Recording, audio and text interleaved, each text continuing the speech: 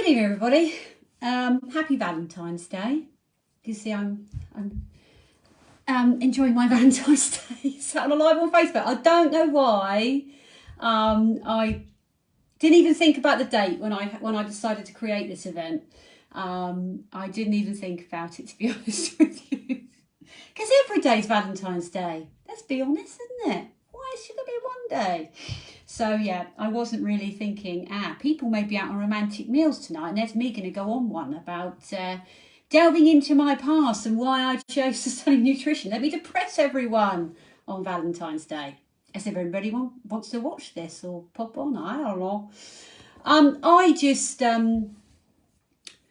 I just felt like I like a bit of honesty, and I think going forward with this business that it's quite important really to be honest to yourself and to other people as well, because especially when it regards to food and eating, because we have to do it and it's essential for us to survive.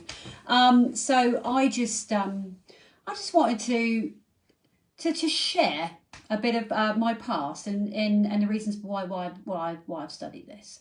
It's going to try and make it as short as possible because there's a lot in my past. But I think it's also because, to be honest with you, I just think that maybe people have a preconception about what I'm like as a person.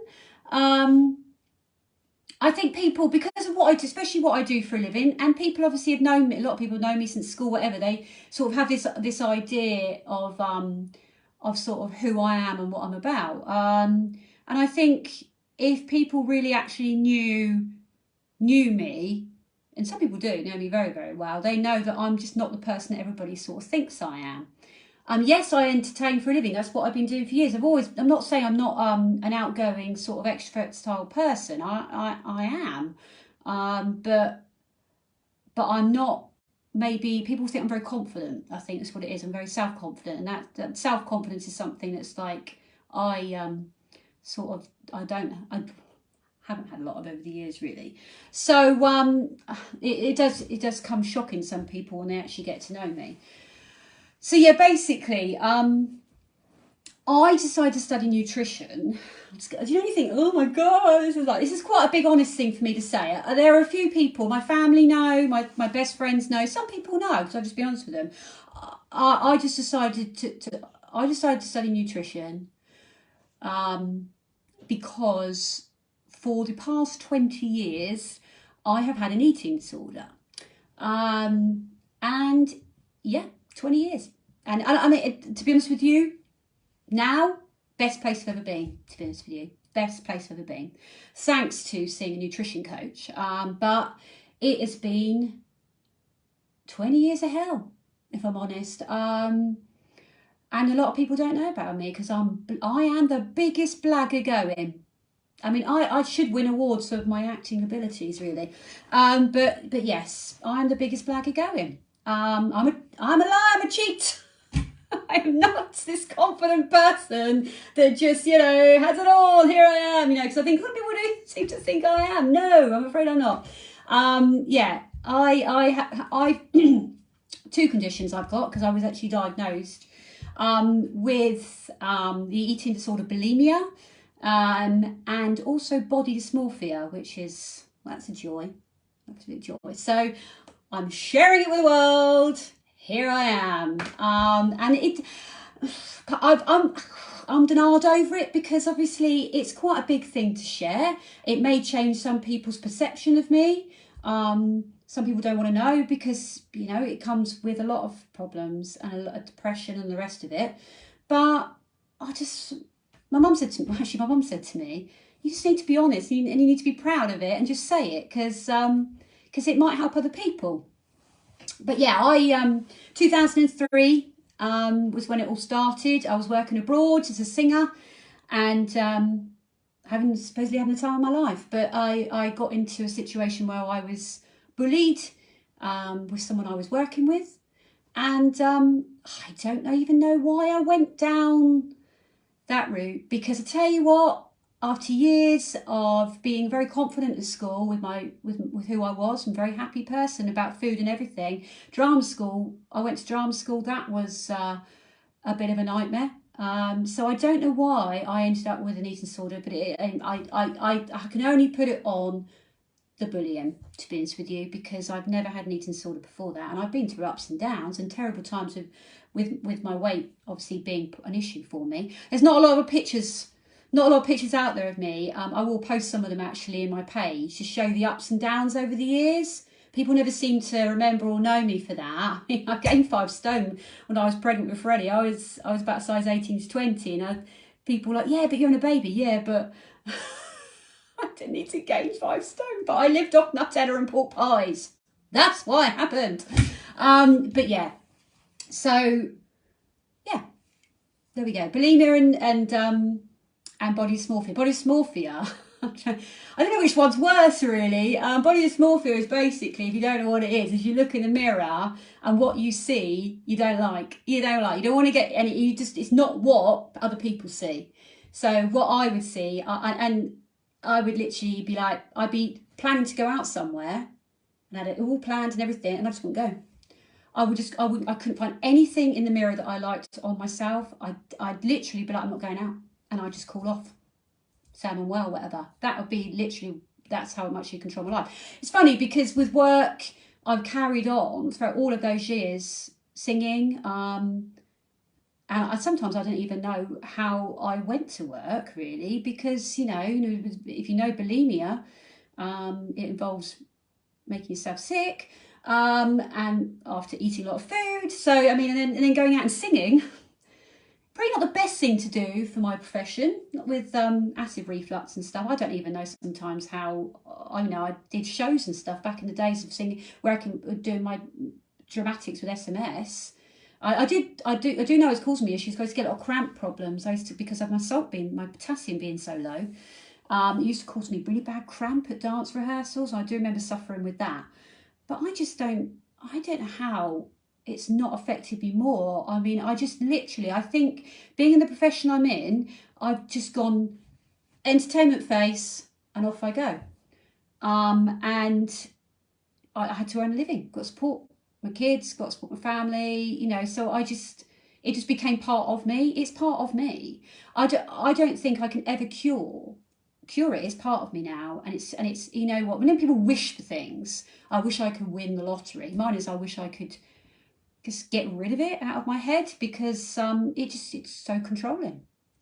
And the worrying thing is, eating disorders are on the increase, aren't they? Let's be honest, with younger and younger people, and you just think, how does it happen? But it is a desire and because, especially in what I do for a living in front of people are very critical. They don't mean to do it sometimes, but they are very critical. Oh, I remember when you looked like that, or that dress makes you look a bit this, or, you've gained a bit of weight since I last saw you, or what have you done? I don't like your hair like that. All these sort of things are thrown at me day in, day out. I mean, I laugh it off, but it does affect you. It does affect you quite a lot. I mean, I'm there to sing. Who gives a rat's ass what I'm dressed like and what I look like? It shouldn't matter, but it does.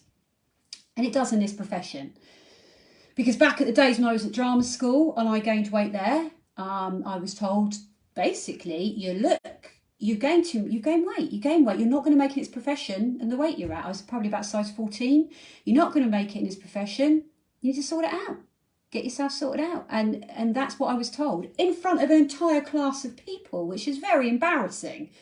I mean, so it's, ups and downs. That didn't cause me to have an eating disorder, but after that I was much more aware of my weight, and and I love food. I'm sorry, but I love food so much. I'm one of the biggest eaters you'll find. My appetite is insane. My mum and dad will tell you, if you ever come up with mum and dad, they will tell you that girl can seriously consume some food. I have to take major control now in my life, because I could eat until the cows come home. So that's sort of was 20 years. I think my worst times probably were working in an office, because it seemed to me in an office was any excuse to have, donuts, or it's cake day, just because it's cake day.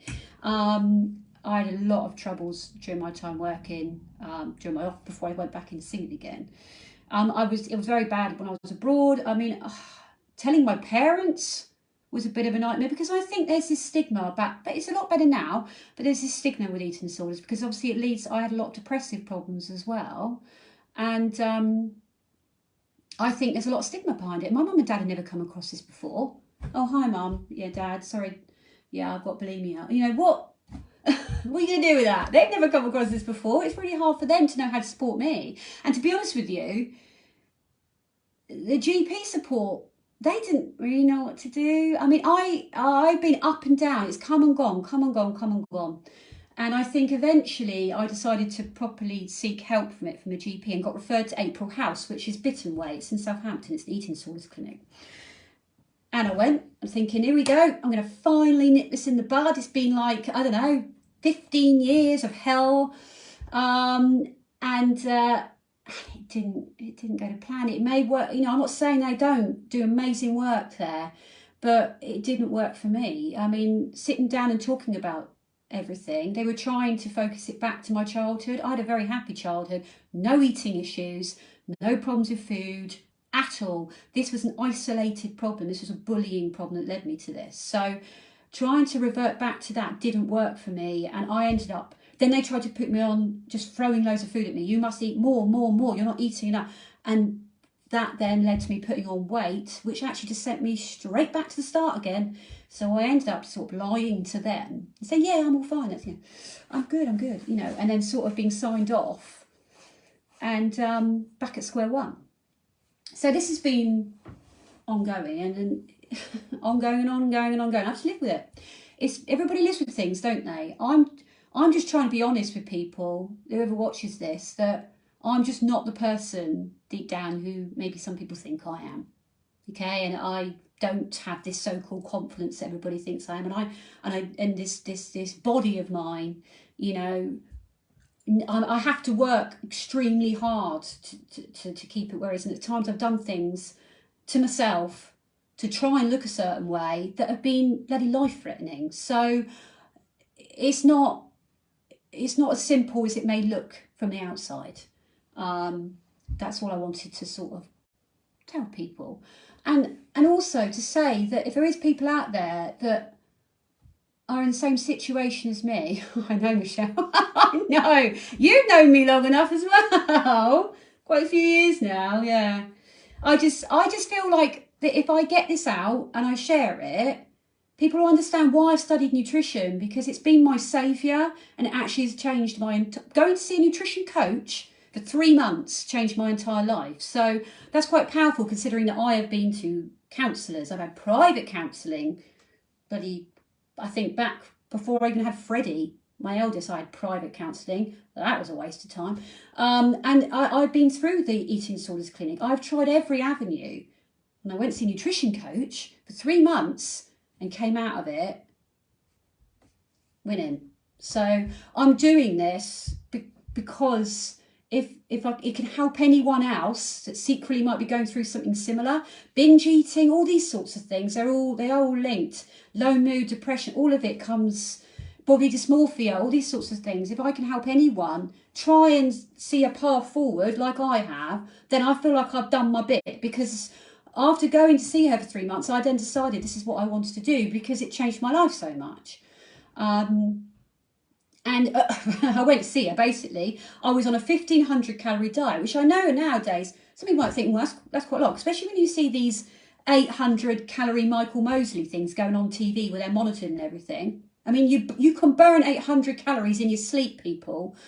That, you know, that's far too low amount of calories. I know it's an extreme diet, but I mean, that's not what I've been taught. I mean, I was on 1,500 calories and the nutrition coach said, you are way under what you should be eating. I mean, I work out, I do workout, I do weights, workouts and stuff, 4 or 5 times a week maximum. I walk, I was running a little bit. I don't run anymore, she told me to stop it because it was too much cardio. See what I mean? This is what we're led to believe, that all these things we have to do. And she said that I can help you, but you're going to have to trust me. And that's the biggest thing, it's trusting someone, especially when you're having to increase calories. But it was done over 3 months. So like each week she'd say, knock it up 50, knock it up 100. Try putting this in. Try upping your carbohydrates. I mean, that's like the devil's words, isn't it? Up your carbohydrates. I mean, I have been through every diet probably known to man. I've tried them all. And I did Atkins for years. Made me miserable. Don't do it. Makes you miserable. You need carbohydrates. You need them. They're vital for hormone health, and they're vital for head health as well. They're vital for making you happy. And they're an energy source. So, especially for women, majorly, don't do keto. Don't do no carb. Please, don't do it. Don't do it. Especially as we age. Going through the perimenopause here. You need carbs, fats and proteins, especially protein. But so, yeah, I mean, I learned a hell of a lot. And she was up in things, I think, and she had a body scanner. I want one of those one day. I'm hoping my parents, I can see they're watching, I'm hoping they're going to win the lottery so they can buy me a body scanner. Then I'll be really popular and everybody will come see me.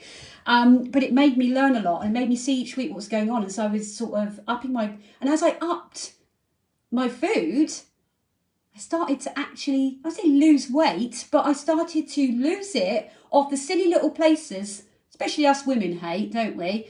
Off your stomach, because I couldn't get not I'm expecting a flat stomach, I've had 2 kids. But I said to her, this is what I'd like to do. And she went, well, if you eat like I'm telling you to eat, and you eat the right amounts of fats, carbs and protein, you can achieve what you're after. So eating more obviously scared the life out of me, because I was so restrictive and I was so controlling with everything. It was very scary to go down that path, but I had to trust her, and it was the best thing I ever did. And yeah, I just started to, and each week I'd go back and it would start to look better and better. But I was actually losing fat. It's not about losing weight on the scales, it's about losing body fat, because actually my body fat was quite high. She'd be looking at you, I'd think you have low body fat. She said, but you haven't. So it's about losing body fat, and it will go off all those silly little places. Your inner thighs, and your bum and your hips, you know, all us women's store especially, and on your stomach, for men as well, with stomach weight. She told me that basically I was doing too much cardio, because that leads to cortisol, right? And the cortisol, your hormone, your cortisol is in your stomach. So that if you do too much cardio, you can actually end up storing fat there. So all these little things that I start to learn and think, oh my God, if I'd known this years ago and knew how many calories, she was like, I had to get up to 2,100 calories. I mean, that just seemed like ridiculous. But I got there over 3 months and found myself in the best shape and best happiness and best head I've ever been at 2,100 calories. I mean, that just is insane. And she told me to actually pull back my exercise, to only exercise 4 times a week, and to do weights, because obviously you build muscle by doing weights. It burns more fat and fills out those little bits we don't like cellulite areas, and your stomach wobble when you got, like, you know, do you have kids and you get that little bit there, you know. Building that muscle with weights and training and eating the right amount of protein as well to help build those muscles and help them recover actually fills out your lumpy bits. Who knew? Apparently, it's a true story. So, life-changing. I honestly feel like, I'm not saying I haven't had ups and downs, because we moved house and it was a bloody mess, to be honest with you. I couldn't get back on track and I fell off the wagon and I had a bit of a downtime, and it's been a lot going on. Matt changed jobs and everything was going on. Everything going on at the same time. It always does, doesn't it? There's always lots of worries and stuff. And then COVID and all of this happened. Everything's happened. But I'm just in such a good place now. And I just wish so much this happened years ago. If I'd had this years ago, I would have saved myself I'm going to get upset now. So many years of I said I wouldn't get upset. So many years of misery, basically. Just so many years of misery. But that's just life, innit? Everybody goes through stuff, and you just need to get up and get on with it, which has always been my way. I'm not one that sits back and goes, oh, well, that's me then, I'm done. You know, I've always got up and gone with it, whatever it is. Because there's always somebody worse off than you, or somebody having a harder time than you. You've got to say to yourself, just get up and go on with it. Don't be so stupid. You can do this. Being self-employed does that to you. You've got no choice. You know, you've got to get on with it. So that's what you do. But I just want to share that, and I'm not rant on too much about it and bore people, because I'm just so thankful for the help that I've had and how simple it was. Worth every penny. It didn't cost me that much money really, but it's changed my life. It's completely changed my life. So I decided to study, and because I just thought I might want to. There's anybody I can't treat eating disorders. I'm not qualified to do that. I'm not a dietitian. I'm not a nutritionist. You need to be degree level to do that. I can't treat eating disorders, but I can help people that want to eat better and want to change their ways, but do it properly, and to change their mindset. You know, someone like me who's had that for 20 years, if that can happen in 3 months, there's hope for other people, whatever it may be. If you're just not in the right mindset, you just need help. Maybe you're not eating enough. Maybe you're not eating enough protein, or you're not eating enough carbohydrates. That's all it's down to. It's just getting sometimes the right amount of things, the right amount of calories, the right amount of exercise, and the right mindset, and it can change your life. So that's all I've really got to say on that matter. And I'm sorry if it's an eye-opener for some people. I'm sorry, well, not sorry, but if it does change your perception of me, then I apologise for that on Valentine's Day. But this is who I am. No one's perfect. People have always got stuff hidden. There's always things going on behind the scenes people don't know about. That's just for everyone, isn't it? Let's be honest. But yeah, I feel like a weight's been lifted off my shoulders. I'm sharing it on Facebook, so everything's all right now. But yeah, it's that's it. I'm on a bit of a mission at the moment as well, to try out a sort of see what this protein. I mean, I know how important protein is now anyway. So I'm on a bit of a protein mission at the moment. I'm trying it out on myself. Why be my own guinea pig? Would be the best thing, just to see if it helps even more with muscle building. As we get older, we need, women especially, lose so much muscle as we get older. Protein and weight training is very, very important. So I'm on a bit of a mission, so I'll keep you posted on that one. But yeah, I do feel like it was a good idea, just to be honest. Yeah, if anybody is going through similar or has been through similar to me, but they just want to talk about it, like I said, I offer like a free 20-minute session. You can say, what's the time? Oh, I've done pretty well. I thought I'd be on here for hours going on. I thought, don't start delving into everything over your past. Just get to the point. Eating disorder, body dysmorphia, and then goodbye. But I've not done too bad. It's only been like half an hour. That's pretty good for me. I think it's because I've never really said it out on a video that I know is going to probably hit a few people. You know, my last video did end up getting up to a couple of hundred. So there might be a few people on Facebook now see this and go, oh shit, I didn't know that about Karen. So there is a part of me that thinks, oh my God, are people going to view me differently now because they know that about me? I'm really hoping that it's seen in a positive way. That's all. Yeah, I get very scared. I just get very scared for the future with eating disorders. It's younger and younger kids, you know, and it's a very scary thing. I mean, and it's just normal school kids. I just don't understand how these things happen. But then after even with all my years of up and down at drama school, and being I didn't even let it bother me. I swear I don't remember being that bad at drama school. I remember coming home and going, oh, I need to lose some weight. Sarah needs to lose some weight. And then getting on like the fish and vegetables and whatever for like ages. But I don't remember ever being like this until the bullying. I think it literally can be one thing like that. And even thinking about it now makes me feel sick. If I see that person, and I've seen him recently, I'm not friends with him on Facebook or anything, I don't know anything to do with him anymore, he doesn't live near to me, but just seeing his face, I saw his face recently, I saw it in a video, and I was like, it made me feel sick. Because I'm not saying it's his fault that I ended up with an eating disorder, I'm just saying that if I hadn't been in that situation, this would never have happened. You know, I would probably never be in this situation. I remember my mum and dad coming out to see me before it all kicked off with it. And I was probably in the best shape I'd ever been in. And Mum and Dad said to me, "Oh God, you know, look at you." And I was walking loads of steps. And I joined the gym. They were all Spanish. Yeah, they were speaking Spanish. So I did all these things. I was so on top of it life-wise. I was feeling amazing. I mean, I wore a thong bikini.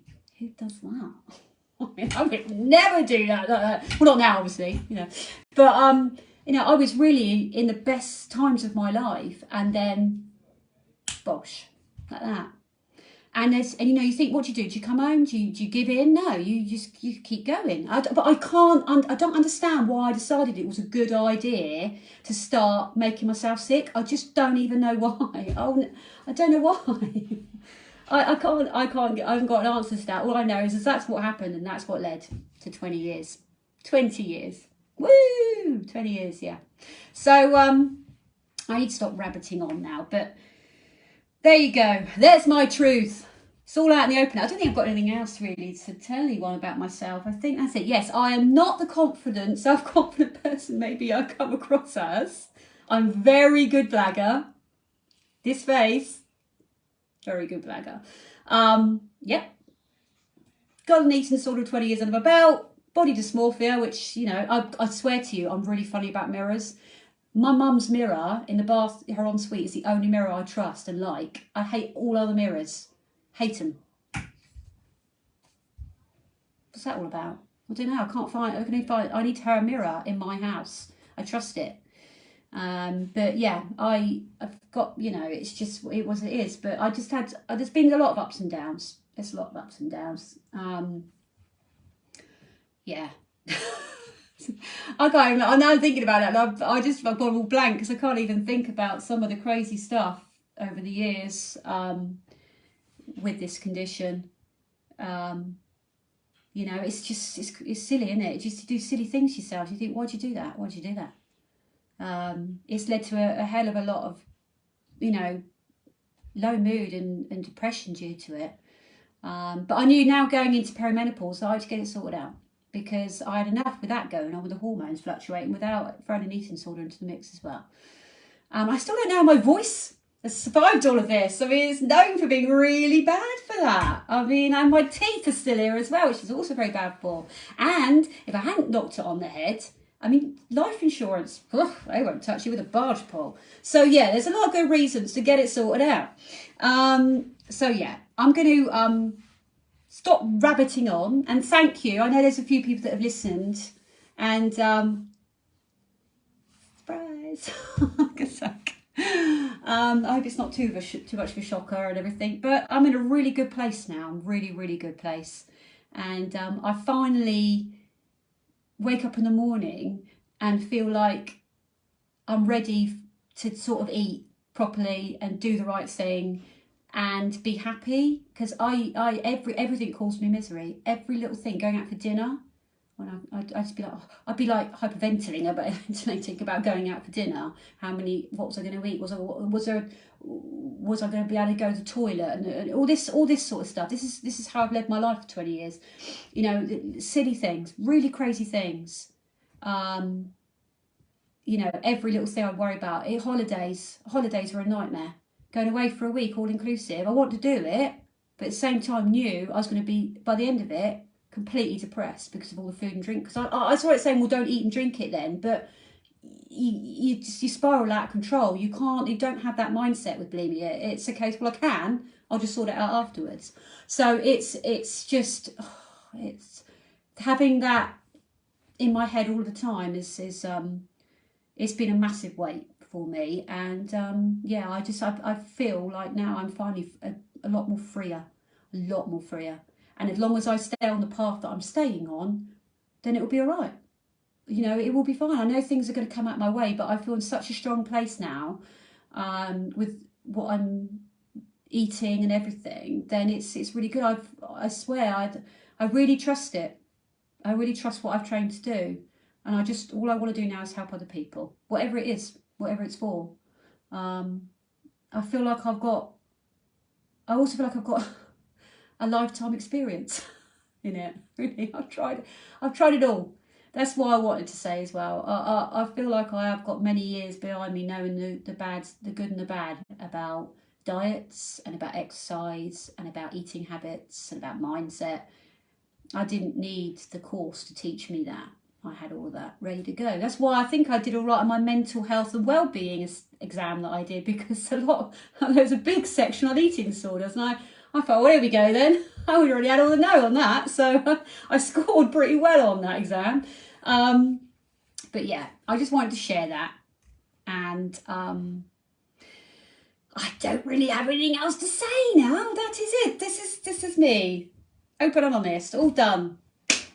I'm gonna go and sit down now and drink my woo-woo.